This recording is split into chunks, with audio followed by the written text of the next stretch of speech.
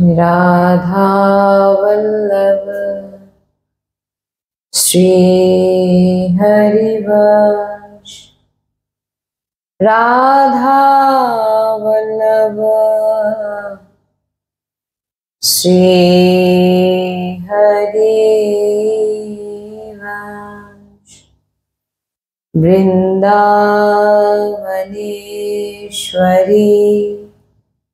तवैव पदारविन्दम्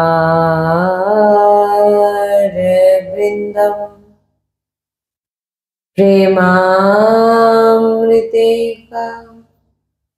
मकरन्धरशोभपूर्णम् ऋतर्पितं मधुपते स्मरतापमोग्रम्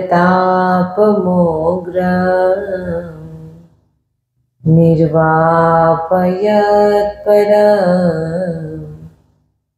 शीतलमाश्रयामि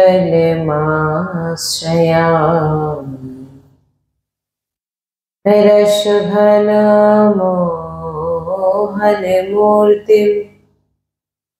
विचित्रकेलिमहोत्सवोल्लासितं राधाचरणं विलोलिता रुचिराशिखण्डं हरिं वन्दे। श्री राधा वल्लभ लाल की जय।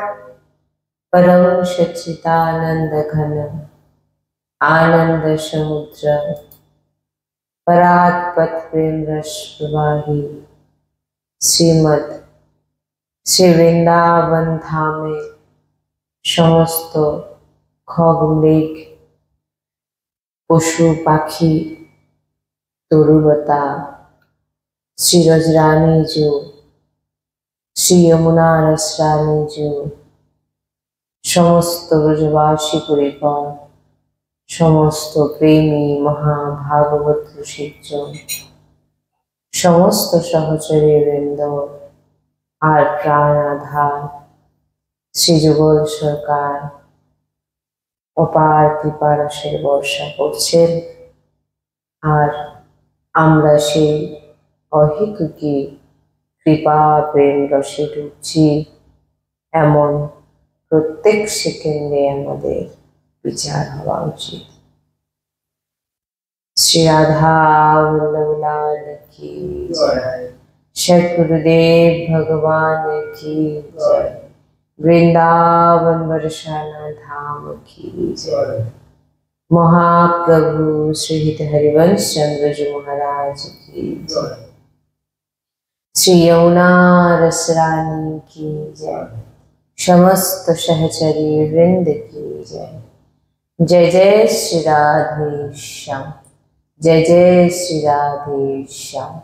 जय जय श्री राधेश्याम। जय जय श्री हरिवंश श्री हरिवंश।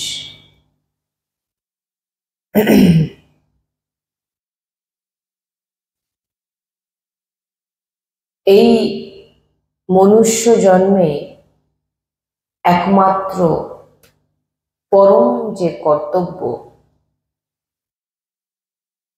প্রহ্লাদজি মহারাজ বলছেন, প্রহ্লাদজির বচন,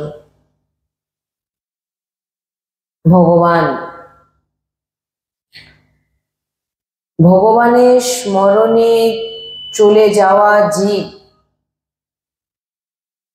এটাই জীবের পরম লাভ। মনুষ্য জন্মের একমাত্র কর্তব্য প্রহ্লাদজি বলছেন ভগবানের স্মরণে চলে যাওয়াই হচ্ছে জীবের পরম লাভ।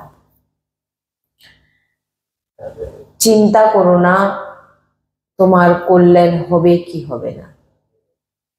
যিনি শরণাগত হয় সে কখনো চিন্তা করে না যে আমার কল্যাণ কিসে হবে। শরণে হয়ে যাও। বলছেন তোমার ভগবানের কথাতে বিশ্বাস নেই। যদি ভগবান বলছেন যে আমার স্মরণে এসে যাও, তোমার সমস্ত ভার আমার, তোমার কল্যাণের ভার আমার, সব কিছুর ভার আমার, কিন্তু তোমার তাতে বিশ্বাস হচ্ছে না, তাহলে কিছু বলার নেই আর। কারণ যদি নিজের চিন্তা আমরা নিজেরা করি, পরিবারের ভরণ পোষণ কিভাবে করব সেটা চিন্তা করি, নিজের কিভাবে কল্যাণ করব সেটা চিন্তা করি, তাহলে কিন্তু এখনো অবধি শরণাগত ঠিকঠাক ভাবে হয়নি। আমরা সামান্য মানুষ কি চিন্তা করে নিজের কল্যাণ করব? আমরা চিন্তা করি কিভাবে সংসার চালাবো, কিভাবে স্ত্রী পুত্র পরিজনকে ভালো রাখবো। ভগবান বলছেন আমার সামনে চলে আসা জীব, সে যত বড় পাপী হোক, তাকে পূর্ণরূপে তার কল্যাণ করার, তার রক্ষার দায়িত্ব আমার। তাহলে তুমি যদি ভগবানের কথা মানো, তাহলে তুমি চিন্তা করছো কেন? গৃহস্থে থেকে ভজন হওয়া যায় না, এই যে কথাটা, আমরা গৃহস্থে আছি, আমরা পরিবারে থাকি, আমাদের ভজন হবে কি করে, বা পরিবারে কি করে ছেলে মেয়েকে বড় করব, কি করে, এই যে বিভিন্ন রকম চিন্তা, এই চিন্তাটা আমাদের ভিতরে আসে কেন? আমরা ভগবত শরণাগত এখনো নয়। চিন্তা করে দেখুন, ভগবান বলছে রাধা বল্লভ লাল কি যায়। আপনারা দর্শন করছেন রাধা কৃপা ধাম। এই পুরো যে জায়গাটা দেখছেন এটা রাধা কৃপা ধামের, আর এই পুরো জায়গাকেই ভরাট করে আমাদের রাধা বল্লভজির মন্দির এবং সৎসঙ্গ করার যে স্থান আমাদের নির্মাণ করার সংকল্প। তো সংকল্প পূরণ আপনাদের ভক্তদের কৃপাতেই সম্ভব। কারণ অনেক ভক্ত আছেন যিনারা অনেক কিছু করতে চান, আসতে চান সৎসঙ্গে, কিন্তু আসতে পাচ্ছেন না। আপনারা ঘরে বসেই আপনারা রাধা কৃপা ধামে মন্দির নির্মাণ করান। এখানে এসে যে ফল প্রাপ্তি পাবেন, করতে পারবেন আপনারা, সেই একই ফল আপনারা এই পুরো জায়গা ভরাট করে মন্দির নির্মাণ করে আপনারা সেই একই ফল প্রাপ্তি করতে পারেন। এটা সাধারণ কথা নয়। আপনারা দর্শন করুন এই যে পুরো জায়গাটা, এই পুরো জায়গাটাকেই ভরাট করার সংকল্প আমাদের। এই পুরো জায়গা যতক্ষণ না আমরা ভরাট করতে পারছি, মন্দির নির্মাণ করতে পারছি, অনেক ভক্ত চাইছেন এখানে আসতে, থাকতে চাইছেন, সেবা করতে চাইছেন, কিন্তু পাচ্ছেন না। আপনারা দেখুন এই যে আমরা যাচ্ছি, এই পুরো জায়গাটা, এই পুরো জায়গাটাই ভরাট করে আমাদের মন্দির নির্মাণ করার সংকল্প। আমরা যাচ্ছি, আপনারা দেখুন। আমাদের সৎসঙ্গ করার যে স্থান খুবই ছোট, খুবই ধরুন 10 জন, খুব জোরপূর্বক হয়তো 10 জন কি 12 জনের মতো ওর ভিতরে হয়তো ঢুকে বসতে পারে। আমরা বেশি জনকে ভিতরে ঢুকাতেও পারি না। সেই জায়গাটাকে বড় করার জন্য, যাতে অনেক ভক্ত একসঙ্গে আপাতত 100 জন আপাতত এসে যাতে বসে তারা সৎসঙ্গ শ্রবণ করতে পারে, একান্তিক বার্তা করতে পারে, সেই রকম স্থান এই পুরো জায়গা ভরাট করে এখানে রাধা বল্লভজির মন্দির এবং সৎসঙ্গ করার স্থান নির্মাণ করার আমাদের সংকল্প। এই যে দেখছেন, এই যে পাঁচিলটা দেখতে পাচ্ছেন না, এই পাঁচিলটা পর্যন্ত আমাদের রাধা কৃপা ধাম শেষ। এই পুরোটাই আমাদের ভরাট করতে হবে।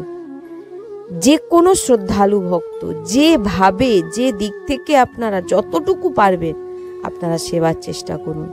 আপনাদের কাছে নিবেদন, আপনারা যদি এই মন্দির নির্মাণ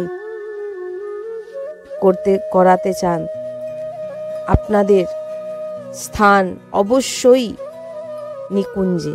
কারণ আপনারা যে ধাম নির্মাণ করছেন সেটা নিকুঞ্জই নির্মাণ করছেন। কারণ রাধা রানী নিকুঞ্জেই বাস করে, আর রাধা বল্লভজি যে মন্দির নির্মাণ হচ্ছে এটা নিকুঞ্জ। এখানে যে এসে বাস করবে, যে সেবা করবে, যে সেবা দান করবে, সব নিকুঞ্জেই বাস। এই যে পুরো দেখছেন, এই পুরো জায়গাটাকে আমাদের ভরাট করতে হবে, এবং ভরাট করে এখানেই আমাদের রাধা বল্লভজির মন্দির নির্মাণ করা হবে। আপনারা দেখুন এই পুরো জায়গাটাকে ভরাট করতে হবে। তো আপনারা যে কোনো শ্রদ্ধালু ভক্ত, আমার নিবেদন আপনাদের কাছে, আপনারা অবশ্যই সাহায্য করুন যাতে আমরা এই নিকুঞ্জকে নির্মাণ করতে পারি। বৃন্দাবন ধামের একটি শাখা রাধা বল্লভজি বিরাজমান হবে এখানে, এবং এই স্থানেই প্রত্যেকটি ভক্ত আজীবন কাল বাস করতে পারবে। এমন আমরা চিন্তা ভাবনা আমাদের ভিতরে আছে, যে যিনারা অনেক ভক্তরা ফোন করছেন যে আমরা আজীবন বাস করতে চাই নিকুঞ্জে, রাধাকৃপা ধামের নিকুঞ্জে রাধা বল্লভজির মন্দিরের সেবা করবেন এবং আজীবন বাস করবেন। তো সেই জন্যেই আপনারা দেখছেন এই জায়গাটাকে ভরাট করে এখানে মন্দির নির্মাণ, সৎসঙ্গের স্থান আমাদের তৈরি করতে হবে ভরাট করে। তো আমরা আবারও এরপরে দেখাচ্ছি যে এই পুরোটা দেখুন, আপনারা ভালো করে দেখুন। এখান থেকে আমাদের এই পুরো জায়গাটাই হচ্ছে রাধাকৃপা ধামে। আবারও দেখিয়ে দিচ্ছি আমি আপনাদের, দেখুন এই পুরো জায়গাটা ভরাট করা খুবই প্রয়োজন। কারণ বৃষ্টির সময় পুরো জল জমে পুরো ডুবে যায়, আমরা কিছুই করে উঠতে পারছি না। কারণ আপনারা দেখতেই পাচ্ছেন এখনো সেই জল, এই যে দেখছেন সামনে সেটা কিন্তু পুকুর নয়, সেটা এমনিতেই জল জমে, এত জল জমে গেছিল, পুরো সমান হয়ে গেছিল।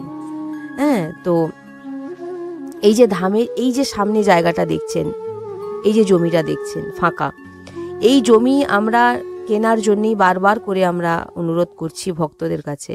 কারণ এই জমি নিলে এইখানেই আমাদের যে মন্দির, যে আশ্রম নির্মাণ হবে, এখানেই আমাদের আজীবন যারা এসে ধামে, এই নিকুঞ্জ ধামে বাস করতে চান, তারা এখানে এসে করতে পারবে আজীবন। আপনারা বৈরাগ্য নিয়ে এখানে এসে নাম জপ, নাম সংকীর্তন, সৎসঙ্গ এবং প্রসাদ সেবা এবং ধামে থাকা, এই রকম ব্যবস্থা আমাদের করার খুবই ইচ্ছে। যারা চাইছেন এখানে এসে বাস করতে, তাদের আমরা জায়গা দিতে পারছি না, এক রাত থাকারও আমাদের জায়গা নেই। আপনারা বুঝতেই পারছেন, আমরা তো পুরোটাই আপনাদের খুলে দেখাচ্ছি, আপনারা দেখছেন। তাই আমার বারবার আপনাদের কাছে নিবেদন, আপনারা অবশ্যই সাহায্যের হাত বাড়ান, এই ভিডিওকে অনেকের কাছে পৌঁছান, অনেক ভক্তদের একত্রিত করে দেখান, দেখিয়ে তিনাদের মাধ্যমে আপনারা সবাই কিছু কিছু করে দিয়ে সাহায্য করে, বা কেউ যদি বলেন যে আমি এতটুকু জায়গা ভরাট করে দিতে পারবো, সেটাও করে দিন, কোনো অসুবিধা নেই। যে আমি এতটুকু জায়গা করতে পারবো, বা আমি এতটুকু ইট কিনে দিতে পারবো, বা আমি এতটুকু, মানে যতটুকু আপনাদের সামর্থ্য আপনারা একটু একটু করে করুন, এবং অনেককে বলুন যাতে এই মন্দির কারণ মন্দির তো আমরা চলে যাবার পর অনন্ত যুগ ধরে থাকবে রাধা বল্লভজির মন্দির। কিন্তু এই মন্দির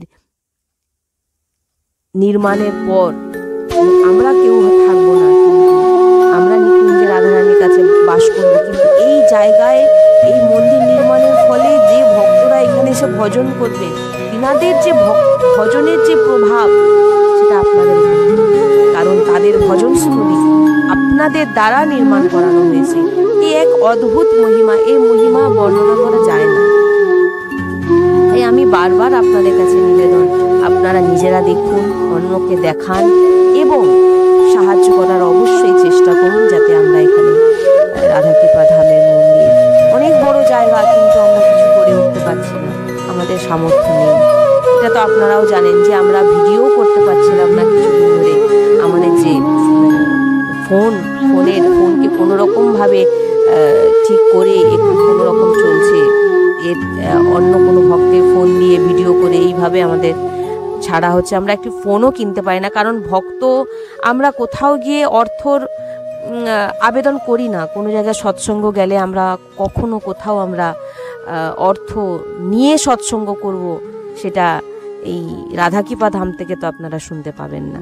আমরা রাধারানীর নাম প্রচার করি, রাধারানীর নাম আমরা সবার কানে পৌঁছে দিই, অর্থাৎ আমরা সেখানে অর্থ নিই না। এই যে বাড়ির এই যে বিল্ডিংটা দেখছেন, এটা ছোটোখাটো আশ্রম, এখানে সেরকম ভক্ত কেউ থাকতে পারে না। এই জায়গাতে ছোট্টভাবে একদম সে রাস্তার দিকেই একটি ওপরে একতলায় আমাদের দোতলায় আমাদের সৎসঙ্গ হয়। আর এই সৎসঙ্গ বললাম তো 10 থেকে 12 জনের বেশি ঢুকে বসতে পারে না তার ভিতরে। হ্যাঁ, তো কোনো রকমভাবে আমাদের এর ভিতরে চলে যায়। তো দেখছেন আপনাদের পুরোটাই আমরা দেখাচ্ছি, এর মধ্যে কোনো লোকানো নেই। শ্রী হরিবংশ।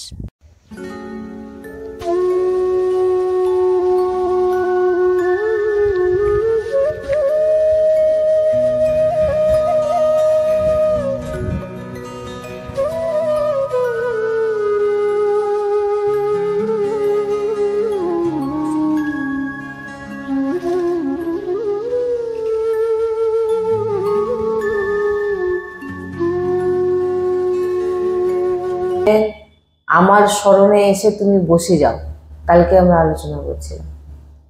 আমার স্মরণে এসে তুমি বসে তুমি আমার চিন্তা করো, অন্য কারো চিন্তা না, আমার চিন্তা করো। তোমার ভরণ পোষণের দায়িত্ব আমার, তোমার পেটের দায়িত্ব আমার। 2 দিন বসে থাকলে কেউ খাওয়ার দিল না, 3 দিন বসে থাকলে কেউ খাওয়ার দিল না। এবারে আপনার মন ছটফট করবে, আদৌ কি ভগবান আছে? আমাকে কি খেতে আদৌ দেবে? এখানে সাধু সন্ত বলছেন, নিষ্ঠা তুমি রাখো, তুমি দেখো। মানে এটা আমরা গুরুজির কাছে শুনেছি। শাস্ত্র কতটা পড়েছি আমি নিজেও জানি না, যা কিছু বলি সবই গুরুর বাণী বলি, এবং গুরুজির শ্রীমুখে শোনা বাণী, শাস্ত্রের প্রমাণিত বাণী। তিনি বলছেন 3 দিনের দিন তোমার মন বিচলিত হবে যে আদৌ কি ভগবান আছে, আদৌ কি ভগবান আমাকে খেতে দেবে। 3 দিন তো হয়ে গেল, মানে তোমার এখনো পূর্ণরূপে ভগবানের প্রতি ভরসা আস্থা কিন্তু এখনো নেই। কেন? তুমি এখনো শরণাগত হতে পারোনি। তুমি যদি নিষ্ঠা সহকারে 4 দিন বসে থাকো, ভগবান জানে। একটা সাধারণ উদাহরণ দিই, একটা কুকুর আপনার দরজার সামনে সবসময় বসে থাকে, কোথাও যায় না, কারোর বাড়িতেও খেতে যায় না, সে আপনার দরজার সামনে ছাড়া কোথাও যায় না। 2 দিন 3 দিন আপনি তাকে খেতে দেননি, সে কিন্তু বসেই আছে, অন্য কোথাও যায়নি। 4 দিনের দিন আপনি যখন রুটি ছিঁড়ে নিজের মুখে নিতে যাবেন, আপনার কিন্তু সবার প্রথম মনে হবে ওই কুকুরটির কথা। কেন না, সে কিন্তু আপনার দরজা ছেড়ে সে অন্য কোথাও কিন্তু যায়নি। এবার আপনার কি মনে হবে যে না, এই আগে সে কুকুরটাকে তুই দুটো রুটি দিয়ে আয়, সকাল সন্ধ্যা তার জন্য 2টো করে রুটি তার ব্যবস্থা করে। কেন না, সেই কুকুরটা কিন্তু সেই দরজা গোড়াই বসে থাকে, দরজার কাছেই বসে আছে, দরজা ছেড়ে কোথাও যায় না, মারলেও যায় না। গুরুজি এরকম উদাহরণ দিয়ে বলছেন। তাহলে তুমি তো ভগবানের শরণাগত বলছো নিজেকে, তাহলে তোমার চিন্তা হচ্ছে কি করে? তুমি যখন মার গর্ভে ছিলে, তুমি জানো তোমার পোষণ কিভাবে হতো?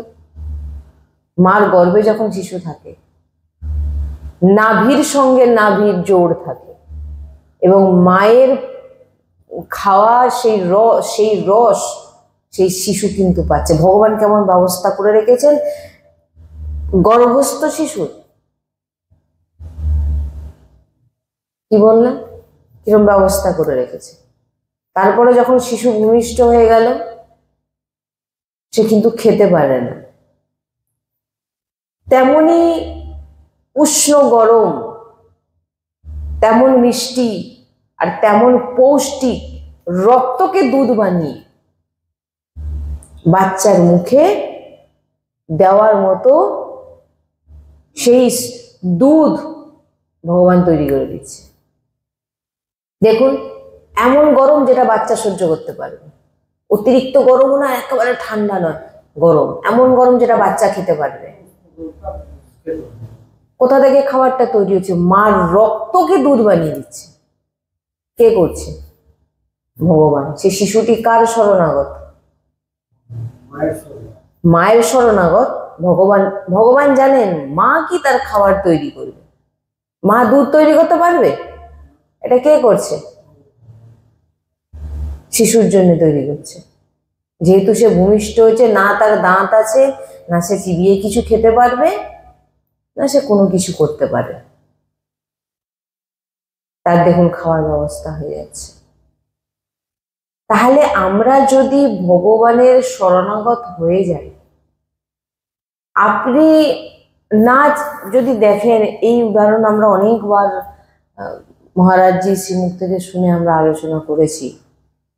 একটি পিঁপড়ে থেকে শুরু করে একটি হাতি পর্যন্ত প্রত্যেকের ব্যবস্থা ভগবান করে রেখেছে। একটা পিঁপড়ে, সেও তারও যতটা খাবারের প্রয়োজন সে পেয়ে যাচ্ছে, আর একটি হাতি কুইন্টাল কুইন্টাল লতা পাতা খাচ্ছে, তারও কিন্তু খাওয়ার ব্যবস্থা। তাহলে এটা কে করছে? সে তো রোজগার করে না, সে তো চিন্তা করে না কি করে খাবো, আমাকে এত কুইন্টাল পাতা কে দেবে, এত কুইন্টাল সবজি কে দেবে, আমি কি করে বেঁচে থাকবো।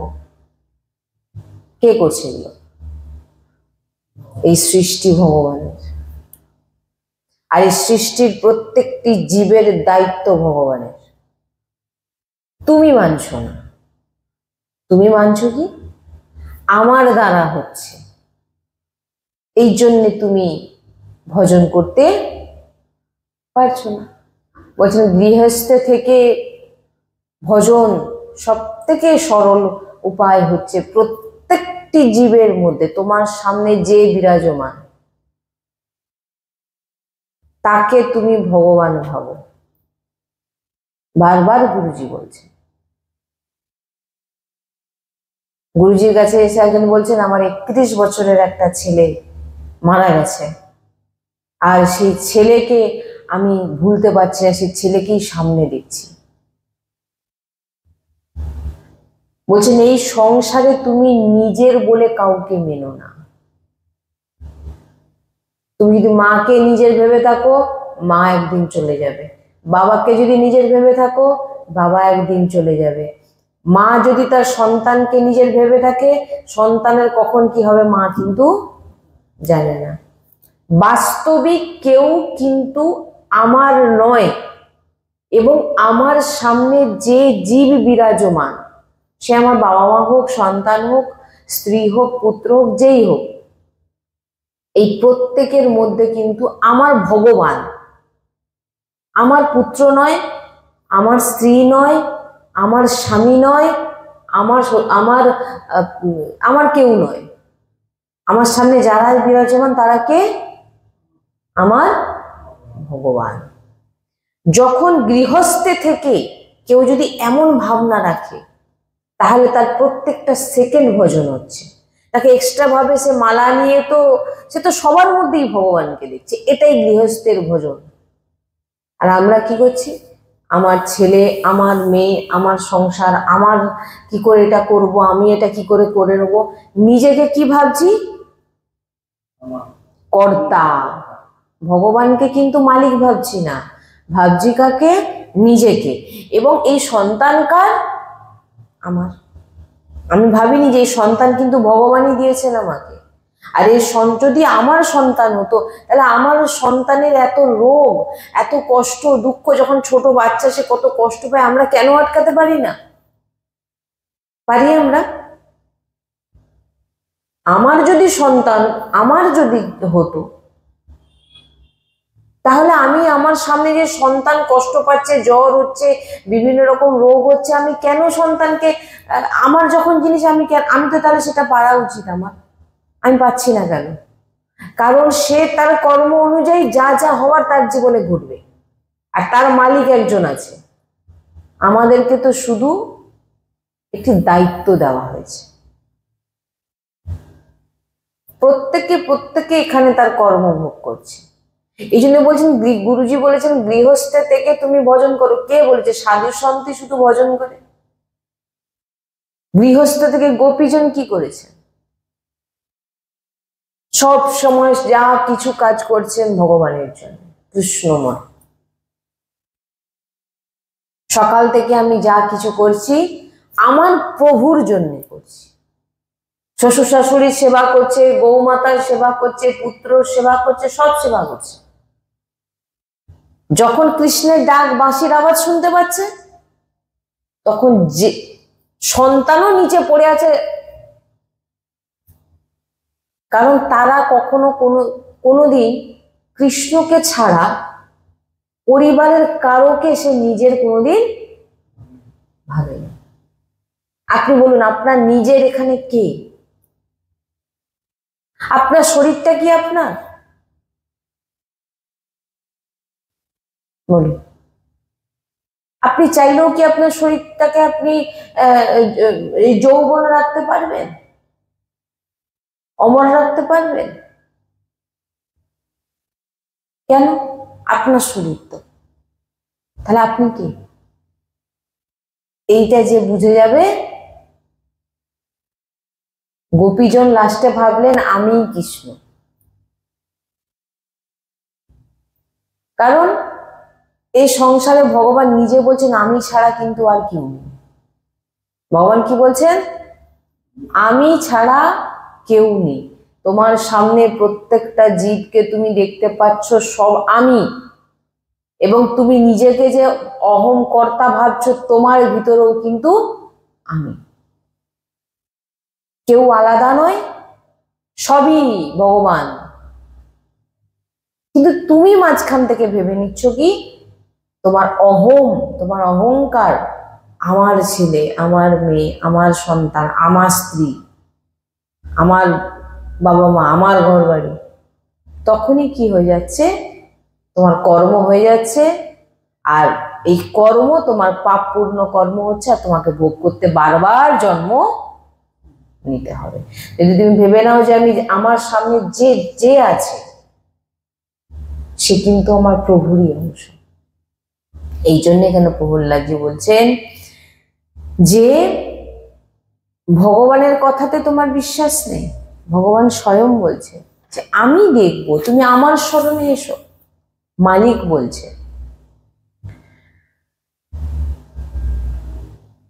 আমি তাকে মৃত্যু সংসার থেকে পার করি যে আমার শরণে আসে, যিনি আমাকে নিজেকে সমর্পিত করেছে। এটা ভেবো না যে আমি বৃদ্ধ অবস্থাতে ভজন করে নেব। অনেকে বলে না, আরে এখন কি ভজন করবি, এখন তুই খাওয়া দাওয়া ঘোর, এই বয়সে কি ভজন করবি? বৃদ্ধ হ, বয়স হোক। প্রথম তো একটা কথা, বৃদ্ধ হব কি আদৌ? তার আগে যদি টিকিট কাটা হয়ে যায় কি করবে? বৃদ্ধ অবস্থাতে ভজন করবেন, এটা যদি কেউ ভেবে রেখেছে তাহলে তার মতো মূর্খ আর কেউ নেই। যেখানে যে অবস্থাতে তুমি বুঝতে পারছো যে আমাকে ভজন করা আমার জীবনের মেন উদ্দেশ্য, শুরু করে দাও। উত্তম এটাই বলছেন, কৌমারিত আচারে প্রাজ্ঞ। প্রহ্লাদজি বলছেন কুমার অবস্থা থেকে যে ভজন করে, অল্প বয়স থেকে যে ভজন করে, তারই রোম রোম ভগবত নাম উচ্চারণ হতে পারে। যারা কৌমার অবস্থা থেকে, একদম ছোট অবস্থা থেকে ভগবানের নাম জপ, তিলক, কীর্তন, যখন তাদের বয়স 20, 22, 25, 30 হবে না, তাদের রোম রোম এমনি ভগবত নাম উচ্চারণ, কারণ সে অনেক নাম নিয়ে নিয়েছে। এই জন্য বলেন যে অল্প বয়স থেকে বাচ্চাদেরকে ভজনে আনার চেষ্টা করুন, ভজন করান, নাম জপ করান, কীর্তন করান, বাণী গায়ন করান। নাহলে আমরা বাচ্চাকে কি শেখাচ্ছি? পরীক্ষা আসলে ভগবানের মন্দিরে যাও, প্রণাম করে বলো প্রভু আমার যেন পরীক্ষাটা ভালো হয়ে যায়। আর সারা বছর কোনো ভগবানের সঙ্গে কানেকশন আমরা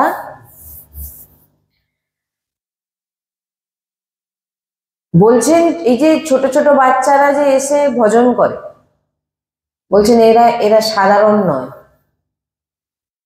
এরা সাধারণ নয়। আপনি ভাবুন, আপনি কত বছর বয়সে ভজনে এসেছেন? 60 বছর।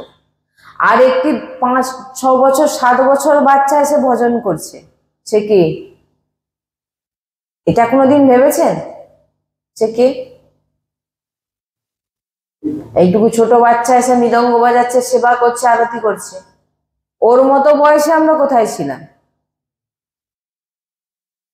কি ভেবেছেন কে? এখানে বলছেন এই কথা, গুরুজিও বলেন ভালোই সে এসে সৎসঙ্গে ঘুমিয়ে পড়ুক। একটা ছোট বাচ্চা যখন ভজনে লেগে যায় না, আপনি তাকে কোনোদিন সন্ত চাইতে কম কোনোদিন ভাববেন না। আপনি নিজের সঙ্গেই ভাবুন, আমি কখন ভজন শুরু করেছি আর ও কখন ভজন শুরু করছে।